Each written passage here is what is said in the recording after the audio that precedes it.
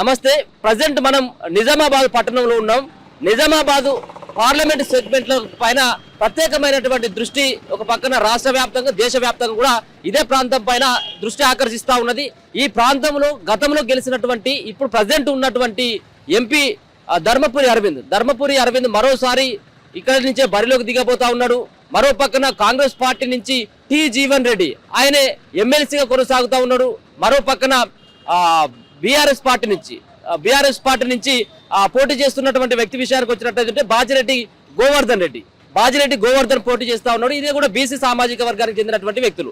ఒక పక్కన కాంగ్రెస్ పార్టీ నుంచి రెడ్డి సామాజిక వర్గానికి చెందినటువంటి జీవన్ రెడ్డి, మరో పక్కన బీసీ సామాజిక వర్గానికి చెందినటువంటి సిట్టింగ్ ఎంపీ ధర్మపురి అరవింద్ తో పాటు బాజిరెడ్డి గోవర్ధన్ బీఆర్ఎస్ పార్టీ నుంచి ఇక్కడ పోటీలో దిగబోతా ఉన్నారు. ఇక్కడ పోటీ మాత్రం రసవత్తంగా మారబోతా ఉన్నది. ఈ రెండు పార్టీల మధ్యలో ఒక పక్కన బీజేపీ పార్టీ, మరో పక్కన అధికార కాంగ్రెస్ పార్టీకి, ఈ రెండు పార్టీల మధ్యనే ప్రధానమైనటువంటి పోటీ ఉండబోతోంది అన్నట్టుగా తెలుస్తా ఉంది. ఎందుకంటే ఇక్కడ గతంలో గెలిచినటువంటి ధర్మపురి అరవింద్ అప్పుడు జరిగినటువంటి ఎన్నికల సందర్భంలో ఈ నిజామాబాద్ ప్రజలకి హామీ ఇవ్వడం జరిగింది. ఒక బాండ్ పేపర్ కూడా రాసిచ్చినటువంటి పరిస్థితి కూడా చూసుకోవచ్చు. ఒకవేళ నేను మళ్ళీ వచ్చేటువంటి ఎంపీ ఎన్నికల లోపు పసుపు బోర్డు కనుక నేను ఈ యొక్క జిల్లాకి తీసుకురానట్టయితే నేను వచ్చేటువంటి ఎన్నికల్లో ఓట్లు అడగదని చెప్పేసి ఆయన శపథం చేయడం జరిగింది. ఒక బాండ్ పేపర్ కూడా రాసిచ్చినటువంటి నేపథ్యాన్ని మనం చూసుకోవచ్చు. చివరికి ఈ యొక్క పసుపు బోర్డును కూడా సాధించినటువంటి పరిస్థితి. ఇక్కడ గెలుపు ఓటములు ఏ విధంగా ఉండేటటువంటి అవకాశం ఉంటుందనేది కూడా మనం చూసుకోవాల్సినటువంటి పరిస్థితి. ఈ యొక్క నిజామాబాద్ యొక్క పార్లమెంట్ సెగ్మెంట్ లో 7 అసెంబ్లీ స్థానాలు ఉన్నాయి. ఈ 7 అసెంబ్లీ స్థానాల్లో మొన్న జరిగినటువంటి అసెంబ్లీలో ముగ్గురేమో బీఆర్ఎస్ పార్టీకి సంబంధించినటువంటి వ్యక్తులు గెలిస్తే, ఇద్దరు కాంగ్రెస్ పార్టీ, ఇద్దరు బీజేపీ పార్టీకి సంబంధించినటువంటి వ్యక్తులు విజయం సాధించడం జరిగింది. దీంట్లో చూసుకున్నట్టయితే ముఖ్యంగా ఆర్మూర్లో పైడి రాకేష్ రెడ్డి, ఈయన బీజేపీ పార్టీకి సంబంధించినటువంటి వ్యక్తి, ఈయన గెలవడం జరిగింది. బోధన్లో P Sudarshan Reddy Congress party, Nizamabad urban లో ధన్పాల్ సూర్యనారాయణ బీజేపీ, రూరల్ లో రేకులపల్లి భూపతి రెడ్డి కాంగ్రెస్ పార్టీ, బాల్కొండ నుంచి వేముల ప్రశాంత్ రెడ్డి టీఆర్ఎస్, కోరుట్ల నుంచి సంజయ్ కల్వకుంట్ల, జగిత్యాల నుంచి సంజయ్ కుమార్ వీళ్ళు గెలవడం జరిగింది. అతి కొద్ది తేడాతో ఇక్కడ మరి అరవింద్ ఓడిపోవడం జరిగింది. టి జీవన్ రెడ్డి అంటే ఇప్పుడు పోటీలో ఉన్నటువంటి అభ్యర్థులంతా ముగ్గురు అభ్యర్థులు, టి జీవన్ రెడ్డి, ధర్మపురి అరవింద్, బాజిరెడ్డి గోవర్ధన్. ఈ ముగ్గురు మొన్న జరిగినటువంటి అసెంబ్లీ ఎన్నికల్లో పోటీ చేసి ఓడిపోయినటువంటి వ్యక్తులు. అంటే ఎమ్మెల్యేలుగా పోటీ చేసి వాళ్ళను ఓడించినటువంటి ప్రజలు ఈసారి ఈ ముగ్గురిట్లలో ఒకరికైతే పట్టం కట్టాల్సినటువంటి అవసరం ఉంటుంది. ఈ ముగ్గురిట్లలో ఒకరు గెలిచేటువంటి ఆస్కారం ఉంటుంది. కాబట్టి ఇక్కడ వాళ్ళ యొక్క బలగాలు చూసినట్టయితే ఈ సంబంధించినటువంటి సెగ్మెంట్లో సుమారుగా 16 లక్షల మంది ఓటర్లు ఉన్నటువంటి నేపథ్యం ఈ యొక్క నిజామాబాద్ పార్లమెంట్ సెగ్మెంట్లో. దీంట్లో విషయానికి వచ్చినట్టయితే ఒక పక్కన కేంద్రంలో బీజేపీ పార్టీ అధికారంలోకి రాబోతా ఉంది. మూడోసారి ప్రధానమంత్రిగా నరేంద్ర మోడీ ఉండేటువంటి అవకాశం ఉంటుంది. కాబట్టి ఇక్కడ నిజామాబాద్ లో బీజేపీ అభ్యర్థిని గెలిపించినట్టయితే మనకు స్కోప్ ఉంటుందని కొంతమంది ప్రజలు భావిస్తూ ఉంటే, మరో పక్కన కాంగ్రెస్ పార్టీ తెలంగాణ రాష్ట్రంలో అధికారంలో ఉంది. అంతేకాకుండా నూతనంగా ఒకసారి రాహుల్ గాంధీని ప్రధానిగా చేయాలన్నటువంటి ఉద్దేశంతో కాంగ్రెస్ పార్టీ ఆ విధంగా దూసుకుపోతున్నటువంటి నేపథ్యాన్ని కూడా చూసుకోవచ్చు. ఇంకొక పక్కన ఇక్కడ ఉన్నటువంటి బాజిరెడ్డి గోవర్ధన్ రెడ్డి, ఆయనే గతంలో ఎమ్మెల్యేగా పోటీ చేయడం జరిగింది. ఒకసారి ఎమ్మెల్యేగా గెలిచిండు. మొన్న జరిగినటువంటి ఎన్నికల్లో ఆయన ఓటమి పాలైనటువంటి పరిస్థితిని కూడా చూసుకోవచ్చు. అయితే ఈ ఒక పక్కన ఇక్కడ గతంలో ధర్మపురి అరవింద్ మాజీ ముఖ్యమంత్రి కల్వకుంట్ల చంద్రశేఖరరావు కుమార్తె కల్వకుంట్ల కవిత పైన సుమారుగా 70,000 ఓట్లతో ఆయన గెలిచినటువంటి నేపథ్యం. మరో పక్కన ఆయన గెలిచిన తర్వాత ఏదైతే హామీ ఇవ్వడం జరిగిందో పసుపు బోర్డు అనేటువంటి హామీ, అది కూడా నెరవేర్చినటువంటి సందర్భంలో కొంత బీజేపీ పార్టీకి స్కోప్ వచ్చేటువంటి అవకాశం కనబడతా ఉంది. ముఖ్యంగా ఈ నిజామాబాద్ పట్టణంలో చూసుకున్నట్టయితే కొంత ముస్లిం సామాజిక వర్గానికి సంబంధించినటువంటి ఓటర్లు ఎక్కువగా ఉండేటువంటి నేపథ్యం కలిగినటువంటి అర్బన్. కాబట్టి దీంట్లో కొంత కాంగ్రెస్ పార్టీకి అడ్వాంటేజ్ అయినప్పటికీ మిగతా ఉన్నటువంటి 6 నియోజకవర్గాల్లో కొంత బీజేపీ పార్టీకి కలిసి వచ్చేటువంటి ఆస్కారం కనబడతా ఉన్నది. అంతేకాకుండా కాంగ్రెస్ పార్టీ విషయానికి వచ్చినట్టయితే జీవన్ రెడ్డి ఎవరైతే ఉన్నారో, జీవన్ రెడ్డి మొన్న జరిగినటువంటి అసెంబ్లీ ఎన్నికల్లో ఆయన ఓడిపోవడం జరిగింది. అంతేకాకుండా ఆయన కొంత సానుభూతిపరమైనటువంటి ఓట్లతో పాటు తెలంగాణలో కాంగ్రెస్ పార్టీ అధికారంలో ఉన్నటువంటి పరిస్థితిని కూడా చూసుకోవచ్చు. కాబట్టి ఈ రెండింటిపైన జీవన్ రెడ్డి కొంత ఆశలు పెట్టుకోవడం జరిగింది. మరో పక్కన ధర్మపురి అరవింద్ ఏమో తన యొక్క వ్యక్తిగతమైనటువంటి చరిష్మాతో పాటు కేంద్రంలో బీజేపీ పార్టీ అధికారంలోకి వస్తుందని చెప్పేసి ప్రజలు ఆ విధంగా భావిస్తూ ఉన్నటువంటి తరుణంలో ఖచ్చితంగా తాను గెలుపు పైన మాత్రం ఆశలు పెట్టుకుంటా ఉన్నాడు. బాజిరెడ్డి గోవర్ధన్ రెడ్డి సైతం కూడా గతంలో ఇక్కడ నుంచి కవిత కవిత పోటీ చేయడం జరిగింది. కొంత స్వల్ప ఓట్ల తేడాతో ఓడిపోయినప్పుడు కూడా అది తనకు కలిసి వస్తుందని చెప్పేసి ఆయన కూడా భావిస్తా ఉన్నటువంటి నేపథ్యాన్ని కూడా చూసుకోవచ్చు. మరోపక్క ఏదైతే ఈ యొక్క సంబంధించినటువంటి ఈ పార్లమెంటు సెగ్మెంట్లలో 15 సంవత్సరాల నుండి అంటే 2009 సంవత్సరాల్లో మరి మది యాష్కి గౌడ్ ఇక్కడ నుంచి విజయం సాధించడం జరిగింది. అంతేకాకుండా ఇక్కడ 15 సంవత్సరాల నుంచి కాంగ్రెస్ పార్టీ ఎక్కడ కూడా గెలిచినటువంటి నేపథ్యం లేదు. అంతకుముందు కాంగ్రెస్ పార్టీకి కంచుకోటగా ఈ నిజామాబాద్ జిల్లా అనేది ఉండేది. కానీ ఈ 15 సంవత్సరాల నుంచి కాంగ్రెస్ పార్టీకి ఇక్కడ మరి గెలిచినటువంటి పరిస్థితి కూడా లేదు. కాబట్టి ఈసారి ఒక ప్రతిష్టాత్మకంగా తీసుకుంటుంది, ఒక ఛాలెంజ్ గా తీసుకుంటున్నారు రేవంత్ రెడ్డి. ఎట్టి పరిస్థితుల్లో టీ జీవన్ రెడ్డిని గెలిపించాలన్నటువంటి ఉద్దేశంతో వాళ్ళు పనిచేసేటువంటి పరిస్థితిని కూడా చూసుకోవచ్చు. కేవలం ఇక్కడ ఉన్నటువంటి నిజామాబాద్ సంబంధించినటువంటి దానికి వచ్చినట్టయితే ఉంటే నిజామాబాద్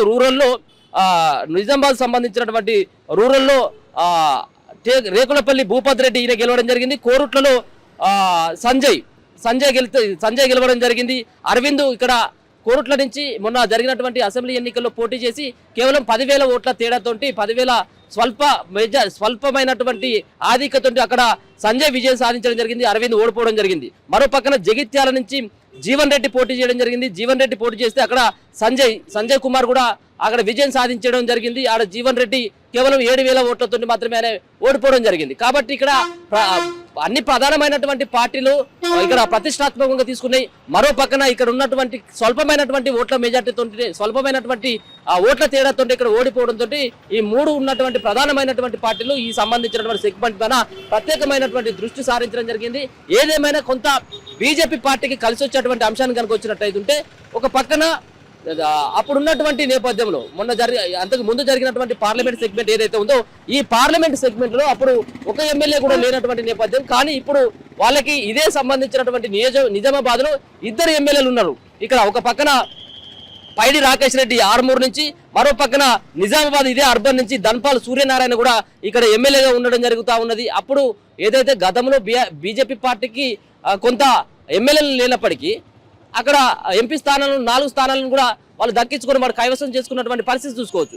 ఇప్పుడున్నటువంటి నేపథ్యంలో తెలంగాణలో బీజేపీ పార్టీకి 8 సీట్లు ఉండడం జరిగింది. ముఖ్యంగా నిజామాబాద్ లో 2 సీట్లు ఉండడం జరిగింది. ఈ 2 సీట్లు ఉన్నటువంటి దశలో ఖచ్చితంగా గెలుపు అనేది నల్లేరు పైన నడికే అని చెప్పేసి ఇక్కడ ఉన్నటువంటి బీజేపీ పార్టీ నుంచి పోటీ చేస్తున్నటువంటి ప్రజెంట్ సిట్టింగ్ ఎంపీగా ఉన్నటువంటి ధర్మపురి అరవింద్ అయితే భావిస్తా ఉన్నారు. మరి చూడడం ఇక్కడ ఉన్నటువంటి నిజామాబాద్ ప్రజలు ఏ విధమైనటువంటి తీర్పునిస్తారు 13వ తారీఖు, మరి ఏ విధమైనటువంటి వాళ్ళ ఓటు హక్కును వినియోగించుకుంటారు అనేది కూడా చూడాలి.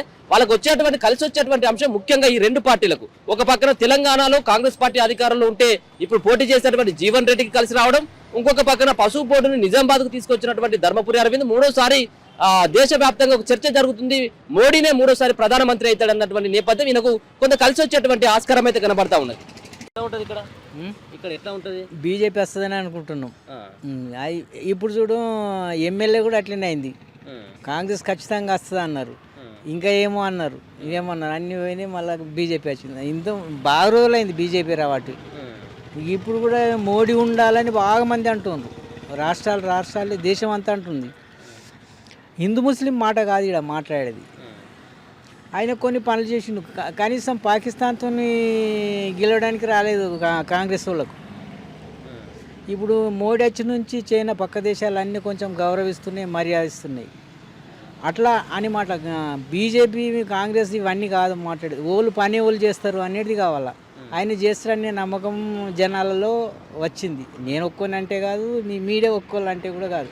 నేను ఎవరిని వ్యతిరేకించడం లేదు. ఆయన చేస్తున్న పనులు జనానికి సమ్మతంగా అనిపిస్తున్నాయి. అట్లా వస్తుండొచ్చు అని అనుకుంటున్నాం. అయితే దేవుని దయ ఎవరు వస్తారనేది తెలియదు. ఇప్పుడు ఇక్కడ నిజామాబాద్లో ఆల్రెడీ ధర్మపురి అరవింద్ ఇప్పుడు సిట్టింగ్ ఎంపీగా ఉన్నాడు. ఇప్పుడు మళ్ళీ ఆయనకు ఓట్లు వేస్తారో తెలియదు.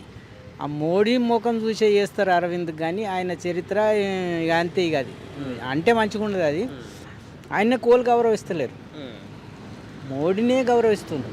ఇప్పుడు ఏదైనా అంతే. ఇప్పుడు టీఆర్ఎస్ వచ్చినప్పుడు కూడా ఇక్కడున్న వాళ్ళను చూసి వేయలే, కేసీఆర్ను చూసే వేసారు, ఓట్లు గెలిపించారు, ఆయన గెలిపించారు. అన్ని కథలన్నీ ఏటో ఏమో తేలబడ్డాయి. ఇక అందరు అట్లా ఉంటారని కాదు, అందరు ఇట్లా ఉంటారని కాదు. అంతేనా కాదా? ఈసారి పక్క ఏ పార్టీ గెలుస్తుంది? ఇక్కడైతే అరవిందే గెలుస్తాడు ఖచ్చితంగా. ఆయన నేను చెప్తున్నా, జనాలు అరవింద్తో కాదు, అరవింద్ నోళ్ళు నేను ఇప్పటికి 2-3 సార్లు అంటే అరవింద్తో మాట కాదు. అరవింద్ మంచివాడు చెడ్డ అది వేరే మాట. అలా నాయన కూడా ఉన్నాడు, ఆయన చెడ్డ పేరు ఉన్నది. వీళ్ళ ఇద్దరు అన్నదమ్ములు వీళ్ళది కూడా మంచి పేరు లేదు. ఈయనని తిట్టడం కాదు, వ్యతిరేకించడం కాదు. మోడీ సెంటర్లో మోడీ ఉండాలనేది మాట. ముస్లింలకైనా హిందువులకైనా. ఇప్పుడు తిను హిందూ, ముస్లిం తిను, మేము హిందువులం. నేను అలా వ్యతిరేకించడం కాదు మాట్లాడేది. దేశానికి ఒక రక్షణగా ఉన్నాడు అనేది మాట. ఇక మిగతా అన్నీ ఎన్నో ఉంటాయి సమస్యలు, అవన్నిటికి కాదు మాట్లాడేది. గొడవలు అంటే హిందూ ముస్లిం గొడవలు అయినాయి. ఇప్పుడు కానే కాదు, కాంగ్రెస్ ఉన్నప్పుడే అయినాయి గొడవలన్నీ.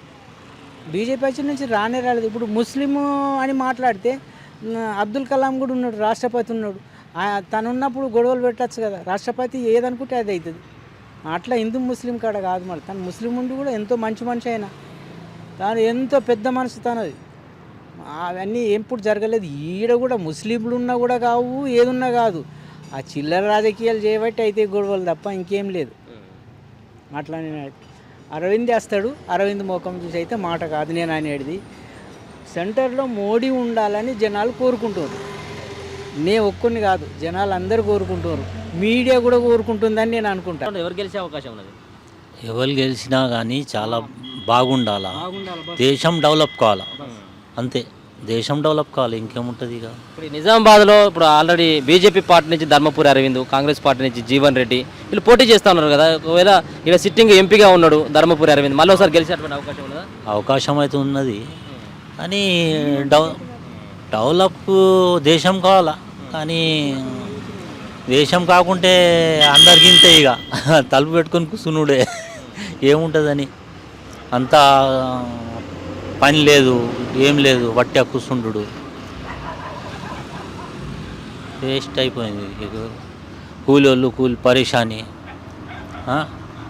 ఎవరికంటే వాళ్ళకు పనులు లేవు, జీతాలు లేవు, ఇంట్లో తినాలకు అంతే పని ఉన్నది, వేరే పని ఏం లేదు ఇక. ఏమైనా చేసిండ ధర్మపురి అరవింద్? ఏమైనా చేసిండ ఇక్కడికి? ఏం చేసిండు? ఇక్కడ ఈ ప్రధానంగా ఇక్కడ నిజామాబాద్లో ఎవరు గెలిచేటువంటి ఆస్కారం ఉన్నది ఇప్పుడు? మా ఏరియాకైతే కాంగ్రెస్ పార్టీ గెలిచే అవకాశాలు ఎక్కువ ఉన్నాయి. ఇక ధర్మపురి సంజయ, అరవింద, ఇంకొకరు జీవన్ రెడ్డి, ఏది అనేది ఏం చెప్పలేము ఇప్పుడైతే. ఇంకా మాది కాంగ్రెస్ పార్టీ కాబట్టి కాంగ్రెస్ తరఫు నుంచి మాకు జీవన్ రెడ్డి గెలిచే అవకాశాలు ఎక్కువగా ఉన్నాయి. ఎందుకంటే జీవన్ రెడ్డి ఇంతకుముందు ఓడిపోయింది కదా, గెలిచే అవకాశాలు ఎక్కువగా ఉన్నాయి. ఇక్కడ నిజామాబాద్లో బాగానే పనిచేసిండు కదా అరవింద్ పసుపు బోర్డు అని చెప్పేసి అదొకటే చెప్పిండు. తీసుకొచ్చాను పసుపు బోర్డు తీసుకురాలే కదా, అంతే అంతే. చెప్పలేం ఎట్లా ఉన్నది ఏమున్నది. ఇప్పుడైతే ఇంకా ఏం స్టార్ట్ కాలే కదా, ఇప్పుడైతే ఏం చెప్పలేం. స్టార్ట్ అయితే కాంగ్రెస్ అయితే ఇప్పుడు అధికారం ఉన్నది కాబట్టి కాంగ్రెస్ వచ్చే అవకాశాలు ఎక్కువ ఉన్నాయి. ఎట్లా ఉంటుంది మీ గ్రామంలో మొత్తం పూర్తి స్థాయిలో కాంగ్రెస్ పార్టీ ఉంటుందా? పూర్తి స్థాయిలో కాంగ్రెస్ పార్టీ ఇప్పటికైతే ఉన్నది. 3 పార్టీలు అంటే 2 పార్టీలు సేమ్ ఉన్నాయి, బీజేపీ కాంగ్రెస్. ఎవరెవరి మధ్యలో పోటీ ఉంటుంది ఇక్కడ? ఇక్కడ కాంగ్రెస్, కాంగ్రెస్కు బీజేపీ ఉంటుంది. కాంగ్రెస్కు బీజేపీ, టీఆర్ఎస్ ఏం లేదు. ఎందుకు మీరు కాంగ్రెస్ పార్టీకి ఓటు వేయడానికి ప్రధానమైనటువంటి కారణం ఏంటంటే కేసీఆర్ చేస్తానని చేయలే. ఏం చేసిండు కేసీఆర్? చేసిండా? ఏం చేయలే కదా. అందుకోసమే ప్రజలు ఇది చేశారు కదా, తిరస్కరించారు. 10 సంవత్సరాలు అధికారం నుంచారు, ఏం చేసినావంటని ఏం చేయలే కదా. ఉన్నోడికే దోష పెట్టినావు, నీ అనుచరులకే, నీ తట్టాలు పెట్టోడికే పెట్టినావు. సామాన్యుడికి ఏం పెట్టినావు? ఏమైనా ఇల్లు ఇచ్చినావా, పొలం ఇచ్చినావా, దళితుని ముఖ్యమంత్రి చేసినావా, ఏం చేసినావు అంటారు? ఎందుకోసం వేయాలి నీకు టీఆర్ఎస్కి? చేసినావన్నీ దొంగ పని అని కుంభకోణాలే. ఏం చేసినావు అంటారు? ప్రతి ఒక్కరు కూడా కుంభకోణం ఉన్నది. ఏమన్నది? ఇప్పుడు అన్ని వెలుగులోకి ఇంతకుముందు టీఆర్ఎస్లోకి ఏంటంటే చేస్తున్నాడు మావాడు చేస్తున్నాడు అనుకున్నారు. కానీ 10 సంవత్సరాలు మొత్తం కుంభకోణాలు చేసి ఇప్పుడు కాంగ్రెస్ పార్టీ వచ్చి అన్ని వెలుగులోకి తీసిన తర్వాత ఎవరికి ఏమి ఏర్పడదు. ఇవి చేసిండు అన్నట్టుగా.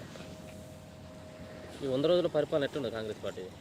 100 రోజుల పరిపాలన అయితే ఇప్పటికైతే పర్వాలేదు. కరెంట్ బిల్లు మాఫీ వచ్చింది, బస్సు ఒకటి నడుస్తున్నది.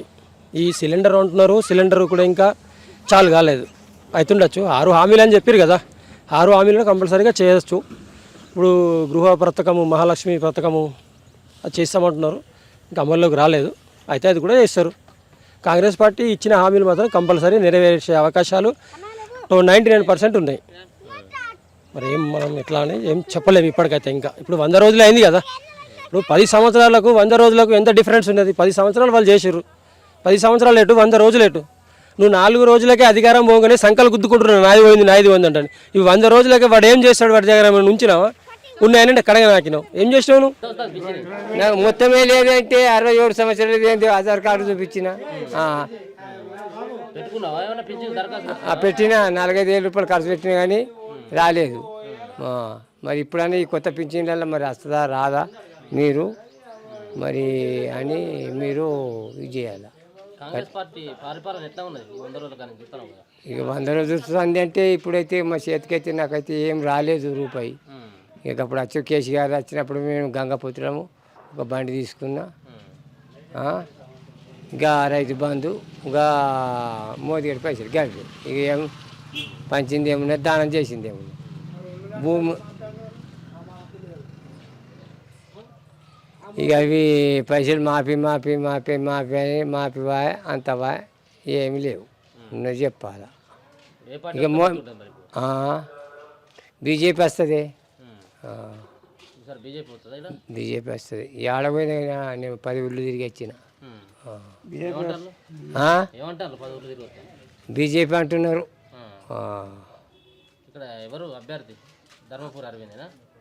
ధర్మపురి గెలుస్తారు అంటున్నారు. అంటే ఆ డబ్బాల పడ్డం కూడా అది గెలుచుడు ఏర్పడుతుంది.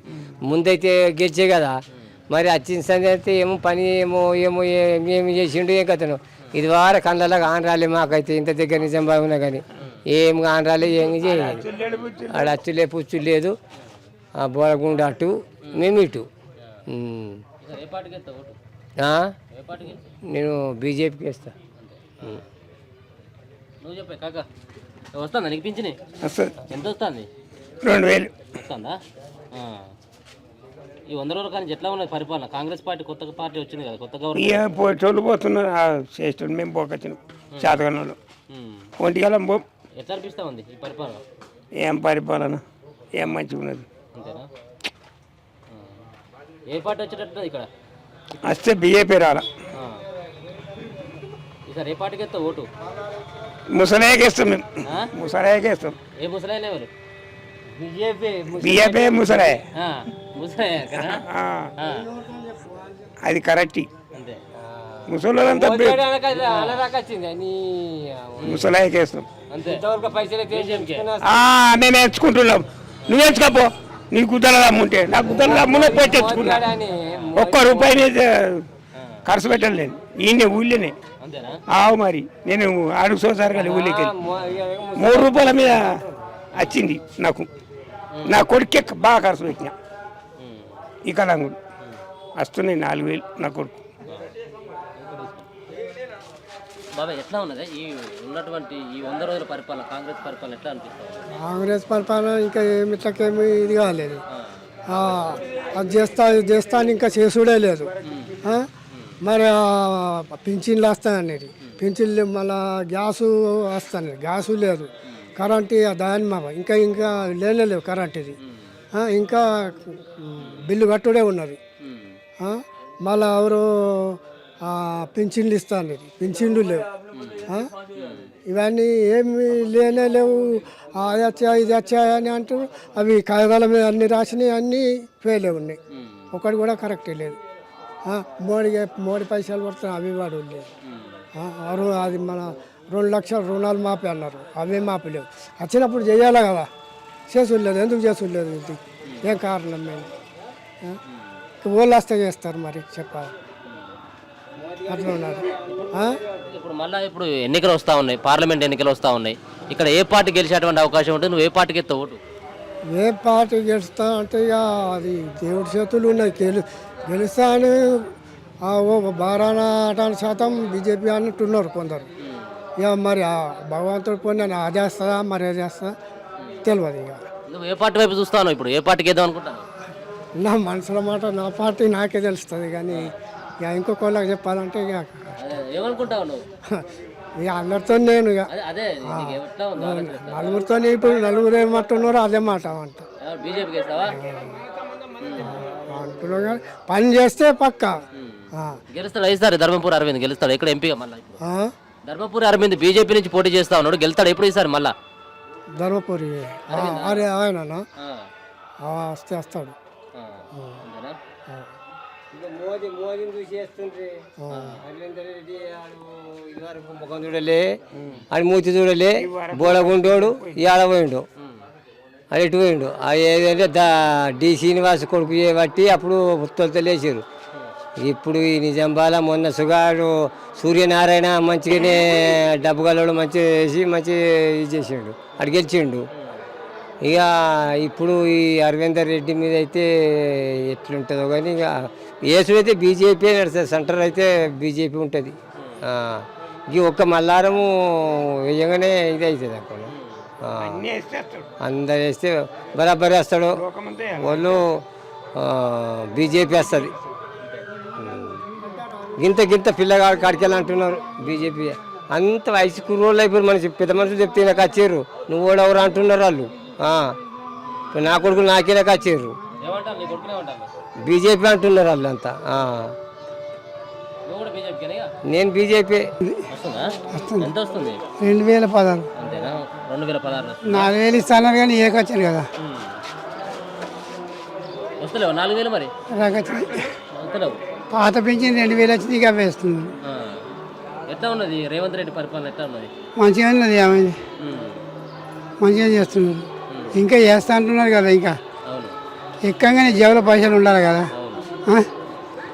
ఎక్కంగానే సుఖం వస్తుంది వాళ్ళకైనా. 4 వద్దులు అయినాక ఒకటి 6 గ్యారెంట్లు చెప్పిండ్రు. 6 గ్యారెంట్లు ఒకటి తయారు చేస్తున్నాడు. గ్యాస్ బూటి 500కి ఇస్తున్నారు. 2 లక్షల రుణమాఫీ చేస్తా అంటారని చెప్తున్నారు ఇక టీవీలలో.